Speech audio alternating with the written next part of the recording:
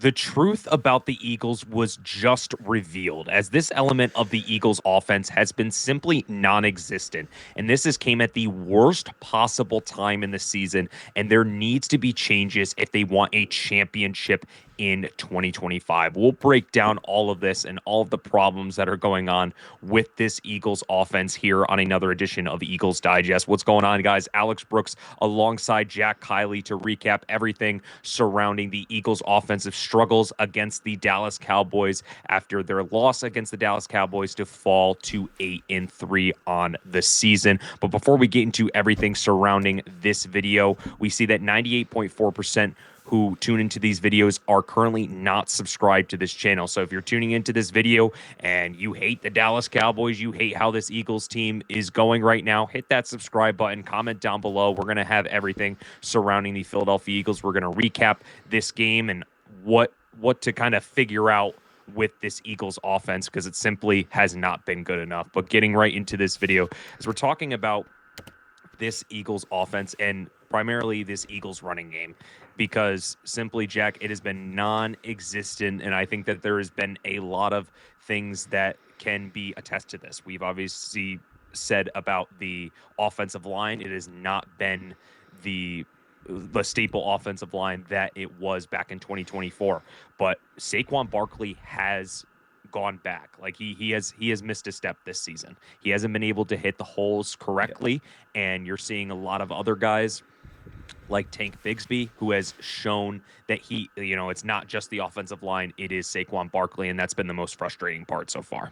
Yeah, no, absolutely, Alex. We know that the run game has obviously taken a abysmal dive from last year's performance, and that has obviously been just really frustrating to see. As we were so used to seeing Barkley take it to the house on like every other fifth snap. We'd see we'd see a house call, him taking it down 50 yards.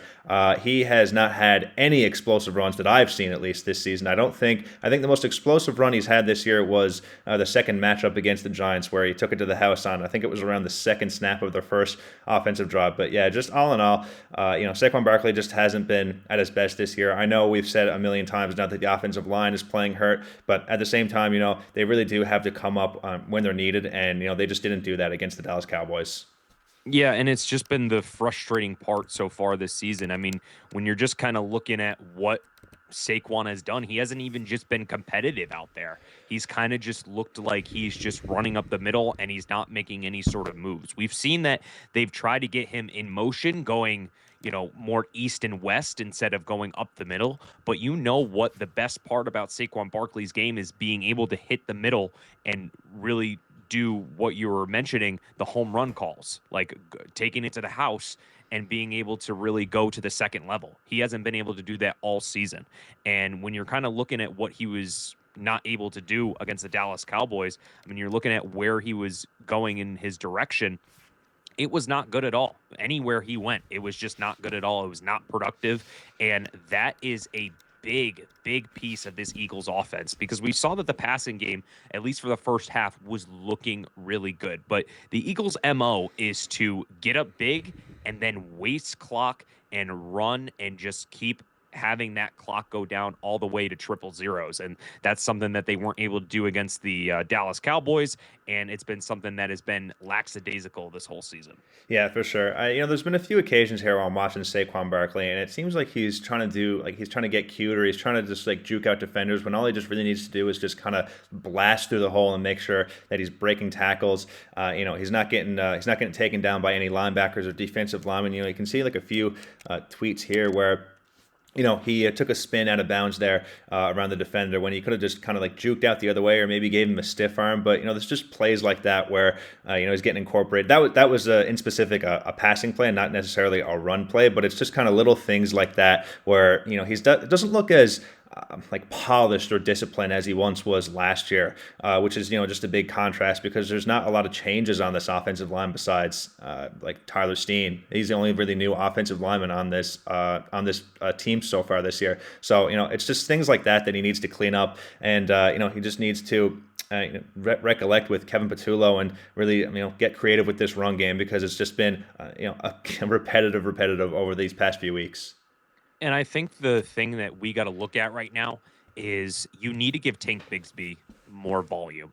Putting him in for only a couple snaps per game, it does not work because everybody is selling out to stop Saquon Barkley. They're always putting in, more personnel. They're really stacking the box every single time against Saquon Barkley because they know that if Saquon Barkley beats you, the Eagles are going to win. So you want to be able to stack the box in order to really preserve yourself. And that's what the Dallas Cowboys did to a T yesterday. They were able to stop Saquon, and it really just got this Eagles offense out of rhythm. When you're looking at his runs yesterday, I mean, this is not Saquon Barkley at all. Like you showing me this, like this would be from some practice squad running back that's never played in the NFL before. This is Saquon Barkley. This is one of the best running backs in all of football. And yes, you can call it Madden curse, you can call it after a big season, Super Bowl hangover, whatever. But at the end of the day, it's like you're a talented running back right now. You are the standard when it comes to running backs. And I know that there's a lot of different things that are going on with the Eagles' offensive philosophy, but when you're designed to go and really hit those holes and you're not doing it, you're going to have to take a step back and just let someone else go in there. So I'm thinking, you maybe run Will Shipley there, not just as a decoy, or Tank Bigsby. Just get them more involved so you're throwing different looks at the defenses. I think just getting Tank Bigsby, Will Shipley involved, it just helps out with the camaraderie of this Eagles offense and not making them look so predictable. Yeah, Alex, I got to tend to agree with you. There's like a few things in particular that I just wanted to look at given this matchup against the Dallas Cowboys, because this is a division rival. This is a team that the Philadelphia Eagles are supposed to know inside out. Like the Dallas Cowboys going into this game, obviously they know the Eagles better than anybody else has. They've been the most competitive opponent we've had within our division over the last 5 years, I want to say. And, you look at this tweet here from offensive lineman Landon Dickerson here, and it just says that he pointed out to the Cowboys' usage of five-man fronts as a reason for the struggles in the run game. And he said that Dallas hasn't shown many odd fronts this season, and it wasn't something that they had much time on task practicing against this week. And I just think that that's, I don't want to say a lack of preparation, but I mean, how Dallas Cowboys are going to run their defense, right? Like that's something that you've really got to pick out there. You know how competitive they were in Week 1 against us this season. I mean, they almost lost that game. I don't want to diminish their win there in Week 1, but I mean that's something that you just really have to look out for, especially with a new coach there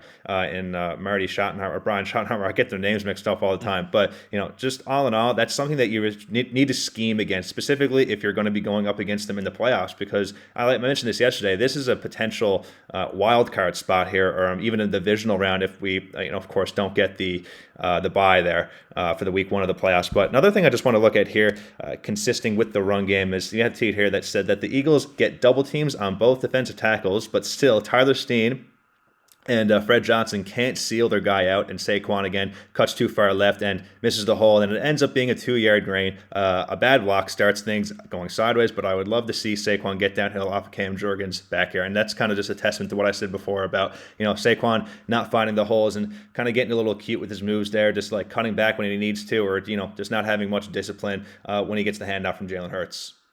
Yeah, and that's the lack of preparation, as you were mentioning. Like, it definitely is a lack of preparation from this Eagles offensive line and this Eagles offense in general. I mean, when you're saying that you haven't seen the fronts before, like what Landon Dickerson was saying, that's just inexcusable because Dallas is going to throw different fronts at you because they have more personnel now. They have Quinnen Williams, who is an all-pro defensive tackle, so they're going to have to get more guys in on the defense because their defense hasn't been up to snuff this season. They're ranked in the bottom half of the league in their defense, so them trying different things, that should be something that the Eagles should be in preparation for. So it's kind of inexcusable. That's really on coaching, not knowing what Dallas could throw. That's a lack of preparation. That's a lack of studying what your team or what your opponent is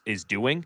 So I think that's just something that really falls on the coaching. I understand that the players have to execute on the field, but it's been a coaching malpractice when it comes to Kevin Patullo and this Eagles offense, and it's not helping out this Eagles offense at all. And I definitely think there's got to be some sort of change there. I know that promoting someone or taking away play calling duties can kind of be a little iffy, especially dating back to 2023 when they did that on the defensive side and it didn't really work. But, there's got to be some sort of urgency with this Eagles offense to get back on track because we're already 11 games through the season, 12 games through the season, and the Eagles offense does not look like any sort of competitive going into the playoffs. No, yeah, absolutely. I just wanted to take a look at this chart here as well that just shows up the drive percentage that is avoiding 3-and-outs. And you can see that atop there is the Indianapolis Colts, who have been an excellent team in their own right this year. They've really made the come up there with Daniel Jones. But you can see towards the back there that the Philadelphia Eagles are the lowest percentage there in drive percentage avoiding 3-and-outs. And that's just a testament to how inconsistent this offense has been so far. I know they had a great game yesterday. I think Kevin Patullo called a great first half, but of course, the second half did not go